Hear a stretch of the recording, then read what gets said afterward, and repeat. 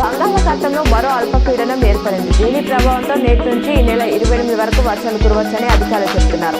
ఇవాళ ఆదిలాబాద్, ఆసిఫాబాద్, మంచిర్యాల, ఖమ్మం, వికారాబాద్, సంగారెడ్డి, మెదక్, కామారెడ్డి, భద్రాద్రి, ములుగు, నిర్మల్, నిజామాబాద్, జగిత్యాల జిల్లాలకు IMD yellow alert ఇచ్చింది.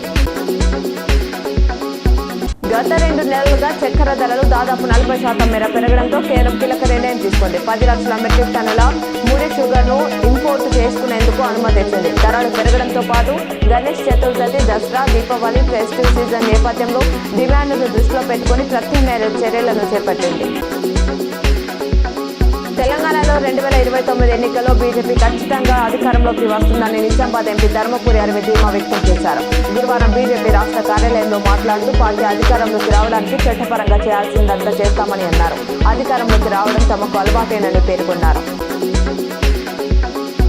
రైతుల విజ్ఞప్తి మేరకు ఖరీఫ్ పంటకు అవసరమైన సాగునీటిని నిజాం సాగర్ ప్రాజెక్టు నుంచి విడుదల చేయాలని ప్రభుత్వం నిర్ణయించిందని బాన్స్వాడ ఎమ్మెల్యే ప్రభుత్వ వ్యవసాయ సలహాదారు పోచారం శ్రీనివాసరెడ్డి తెలిపారు. ప్రాజెక్టులో 12.284 టీఎంసీలో నీళ్లు నిల్వ ఉందన్నారు. నీటిని వృధా చేయకుండా పొదుపుగా వినియోగించుకోవాలని రైతులకు సూచించారు.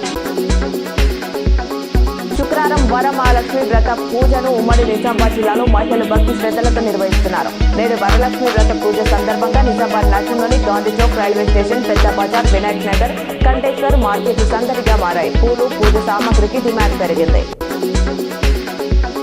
నిజామాబాద్ నగరంలోని కంటేశ్వర్ బైపాస్ వద్ద గల పైడి కన్వెన్షన్ హాల్లో మంత్రి పొంగులేటి శ్రీనివాసరెడ్డి, ప్రభుత్వ సలహాదారులు సుదర్శన్ రెడ్డి, ఎమ్మెల్యేలు ప్రారంభించనున్నారు.